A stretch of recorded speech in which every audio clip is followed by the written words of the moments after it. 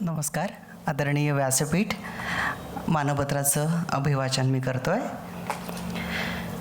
माननीय प्राध्यापिका संजीवनी विनोदकुमार वाघ मॅडम, सस्नेह नमस्कार. पहाटेच्या वेळी प्राजक्ताखाली उभं राहिलं म्हणजे सुगंध उधळीत फुले बरसतात. निवांत वेळी स्मृतींच्या वृक्षाखाली उभं राहिलं म्हणजे सुगंध उधळीत अनेक प्रसंग अंतरंगावरून बरसतात. त्यातीलच मनाला अजूनही बिलगलेली काही फुलं आमच्या उंजळीतून तुमच्यापर्यंत देण्याचा हा प्रयत्न.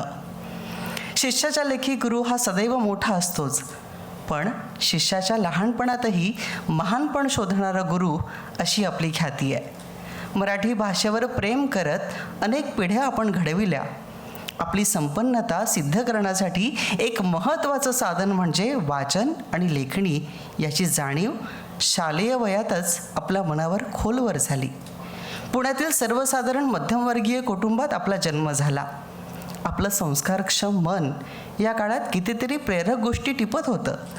नियमितपणे अभ्यास आणि व्यासंग वाढवणं ही घरातील संस्कारांनी लागलेली मूळची सवय आजही इतक्या वर्षानंतर देखील आपण जोपासली आहे.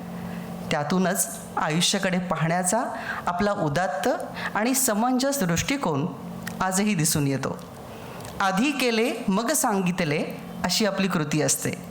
शिकण्यातील आणि शिकवण्यातील नेकी, निष्ठा, आंतरिक ओढ, चिकाटी आणि दर्जा कायमच आपण राखला आहे. शिक्षण प्रसारक मंडळी ही प्रारंभी मराठी शिक्षण प्रसारक मंडळी असे नाव धारण करून स्थापन झाली आणि नावाप्रमाणेच तिच्या उद्देशांमध्ये मराठी शिक्षणाचा पाया बळकट करणं आणि मराठी शिक्षणाची मांडणी व्यवस्थित करणं ही कार्य समाविष्ट झाली. मराठीपणा हा शिक्षण प्रसारक मंडळीचा विशेषच समजता येईल.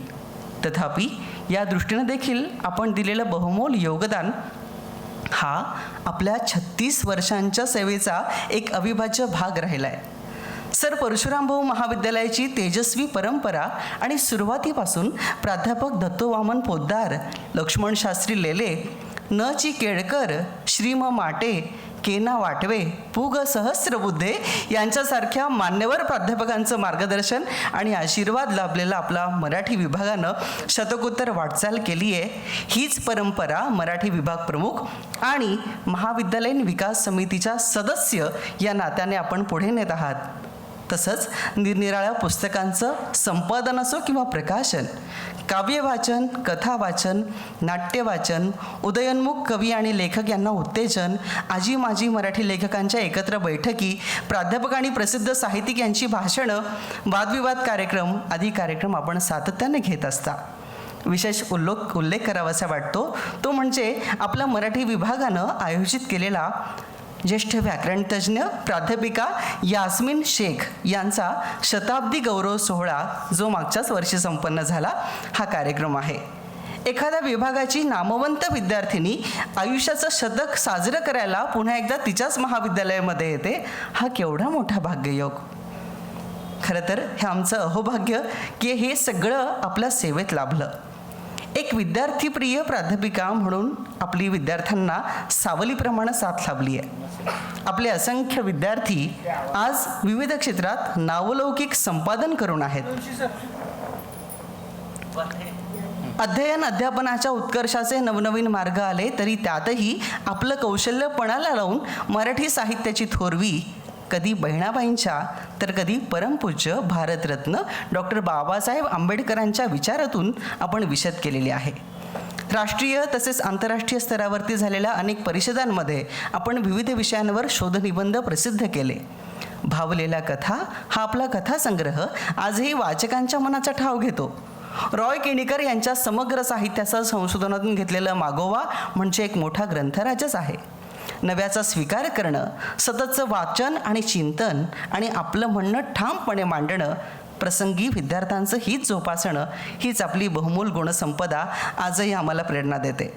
सर परशुरामभाऊ महाविद्यालयाच्या मातीलाच सात्विक गुणांचा शांत सौम्य सुगंध आहे. सेवानिवृत्तीच्या सीमारेषेवर क्षणभर थांबून सप महाविद्यालयाच्या भूतकाळाविषयी आणि भविष्याविषयीची मनोहर चित्रे आपल्या नजरेसमोरून तरळत असतीलच, त्या सगळ्यांचं संचित म्हणजे मॅडम आपलं कर्तृत्व आहे. आम्हाला याचा सार्थ अभिमान आहे. आपणास दीर्घायुष्य लाभो ही सदिच्छा. धन्यवाद. या मानपत्राचं लिखाण स्वप्नीलने स्वतः केलेलं आहे आणि आपल्या SP कॉलेजच्या मराठी विभागात किती मौल्यवान हिरे आहेत ह्याचे आपल्याला प्रचिती घडलेलीच असेल.